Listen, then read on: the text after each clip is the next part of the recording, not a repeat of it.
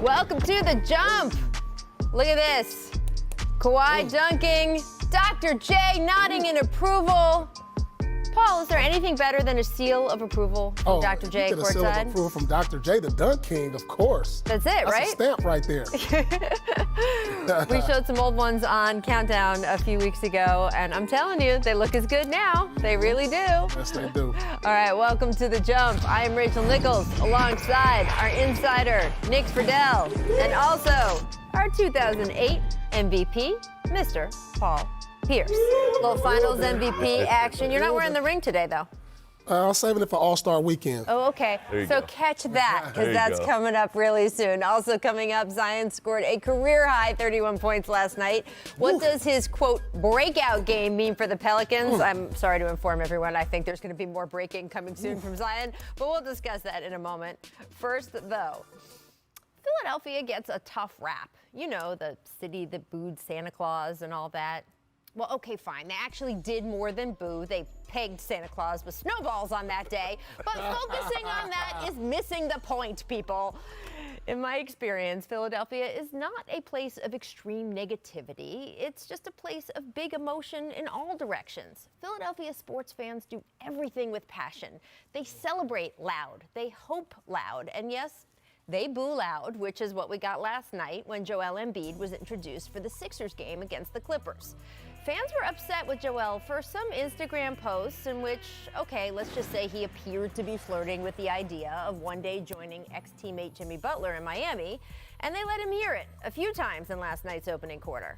But as frustrated as the crowd might have been early, didn't take long for them to warm right back up and appreciate a major lineup change from Coach Brett Brown.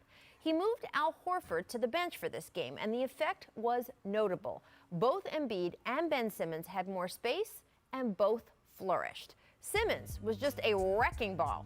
He racked up a 26-point, 12-rebound, 10-assist triple-double. And look, guys, it's possible he was even better defensively. Yeah, sure, Kawhi Leonard finished with 30, but in several key moments down the stretch, it was Simmons who went claw for claw with him, preventing Kawhi from keying a Clippers comeback. Most importantly, though, was how Brown found ways for Simmons and Embiid to fit together, including some really nice pick and rolls down in the post. It was a great reminder that while Simmons and Embiid are never going to be a fabulous X and O fit, they are both so absurdly talented, there are ways for them to share the floor, and that when they are humming, it helps players like Josh Richardson and Tobias Harris sparkle too. Of course, a little good old-fashioned physicality never hurts either. Late in last night's game, Embiid and new Clipper Marcus Morris got tangled up, which led to a hard shove and some words I can't say on television. And this is hardly the first time these two have gotten into it. Oh yes, let's take a quick stroll down memory lane, shall we? Joel Embiid saying we're in your head. Marcus Morris saying 3-0. 3-0. And now some extracurricular activity. Embiid and Morris. Ah, the memories. As for last night's scuffle, it did not lead to any technicals, but just a few seconds later, it did lead to this.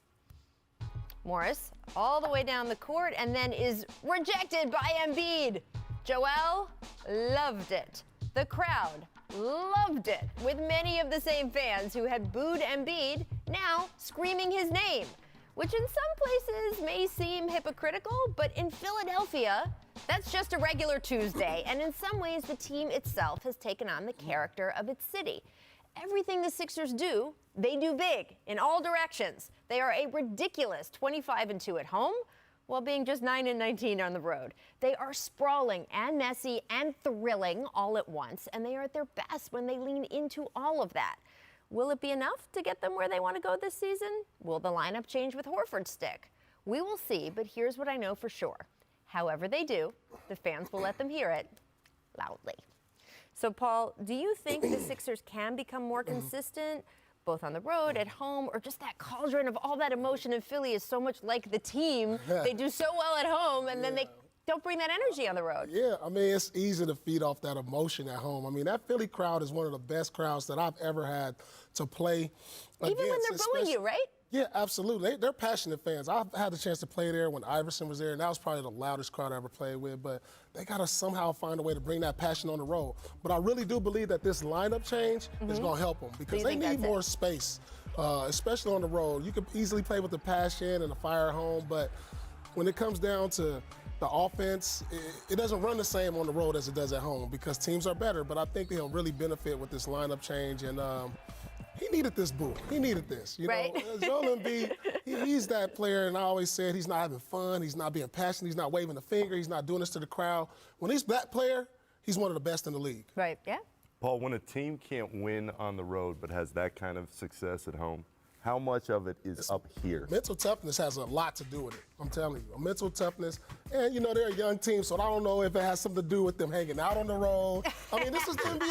I mean, seriously. Yeah. You know, guys go out on the road and, you know, tend to get more rest at home. Sure. So I don't know if that's it or it's just the mental toughness part. I still think Philly has all the tools to get out of the East. They are the team To get out of the East, to get past Milwaukee? To get out of the East. They are the team that can push Milwaukee. They have all the pieces in place. They have the length, they have the athleticism, they have the talent. Can they do it? We're going to see. But if they play with that fire that Paul's talking about on the road once the playoffs start, and then you come back home and you go, oh, well, we know what we got here. I think Philly is that team that is going to have a whole different level of confidence going into those last couple games when they need it the most. Well, they're up to 5th in the Eastern Conference standings. If they can just climb into that top 4, they can at least start the playoffs with home court advantage. That would help things out. I do think the lineup change really helped them. I'm curious to see the chemistry long term and how that fits. Al Horford obviously did not come to the Sixers to come off the bench. He said all the right things after the game yesterday. He said, look, I'm a good teammate. I'll do what I'm told. We'll have to see if that just can settle in and be comfortable for him. He is a good teammate. He is someone who has shown the ability to fit in. But you know the interesting thing, they're so dominant at home and the best home team. If they could be dominant in the playoffs at home, you only got to win one road game. And you can get the series if you go undefeated at home. If they're in the 4 seed, If they take care of the business at home. Regardless, whatever seed they are. They can take care of business home. Think about it. If they won every home game but just won't have to win one road game for a series, they can win every series. Can you imagine if they go and win game 1 of a series when they're not having that home court advantage? You go on the road, you get that first one, it's like, whoa, then it gets scary because you know how tough they are at home. There you go. Now, are you cool, Paul, with the Philly fans booing Embiid during player introductions and when he first touched the ball? Absolutely. I mean, his actions speak volumes when he sends these tweets and then goes back and forth with Jimmy Butler. They're like, oh, no, you can't do that to us. Come on now. We're passionate out here. They love him, but it can turn into a love-hate affair. We all know that. Them fans up there really care about their ball. It's freezing outside. They're going to pack the gym in. They're going to cheer. They're going to boo. But you know what? They care. Yeah. They care, and that's what matters. I've been to arenas that they don't care. Yeah. Joel knows exactly what he's doing. Sure. And I think he needed that little boost because they've been running flat for a little while. They can't seem to find their way on the road, and it's bothering them. We heard Elton Brand's comments a few days ago. It's bugging him. Joel needed that little spark. He got it, and I think he enjoyed that back and forth with that Philly crowd because he knows that the fire that they bring can help them on the floor. One more thing. He loves that, by the way. Yes. And I was a player that I didn't get booed at home, but I love to be booed on the road. You did. And it just sparked me, and I saw that in him yesterday. Right, yeah. He likes emotion. This whole, the city, the Not a team, doubt. they want it all. They want all the emotion, and it's helped them last night.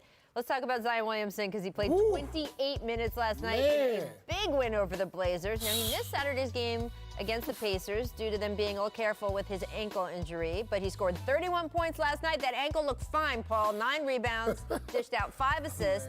Afterwards, Zion said, quote, I expect to make an impact, but I didn't expect to do anything like this. What do you think that means for Zion that he was able?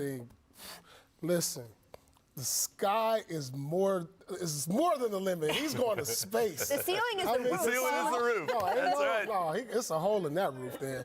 Because this kid, if you're not ready to play against this guy right now, you are going to get embarrassed. Yeah. I mean, do you see the way he catches the ball and how fast he gets off the ground? Look how big he is, and when he puts his shoulder into you, I'm looking like, man, I'm so glad I don't have to guard this man. I didn't have to play in this era.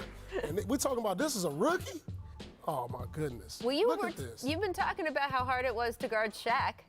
Do you feel like this could turn into that? He's not there now. I'm not saying Zion is Shaq yet, but do you feel like just with the size, he's obviously different height? Man, I mean, this is like nothing we've ever seen. The size, the strength, the athletic ability, the shooting, the soft touch around the rim. He's a combination of power and finesse. And think about it. We know he's going to add the three-pointer. It's going to just get better. We saw a glimpse in that in his first game. Right? This is scary. This is scary. That's why I don't think last night means that much. Only because he's that awesome that this is just the start of what we're going to continue to see. This is the first of many, many times when you look at the game and you look at the box score and you go, yep, he dominated everybody. So as long as he stays healthy, and like everybody else in the league, that is such a huge bet for the success of not only the Pelicans, but the league itself. He stays healthy, he will do this consistently all the time. All right, so Paul, does he make any inroads on Ja Morant's Rookie of the Year candidacy, or is it still Ja going away? I mean, I can't give him that. Right, okay. You know why? Because Ja Morant has such a head start. Right. I mean, the only way that he can win Rookie of the Year is if he pushes New Orleans to the playoffs. And I don't think that's going to happen. But if he does, you got to give a code there somehow, because now you're like, I can he see pushed New Orleans into the playoffs. I can see them make it. Look, that 8 seed in the West. You can see it. I don't know. Ja Morant, you got to give credit because he's been there all year. I was going to say, I don't know if even if he does that. Here's the thing that no one is talking about, though. Obviously, we wish good health for all players all the time.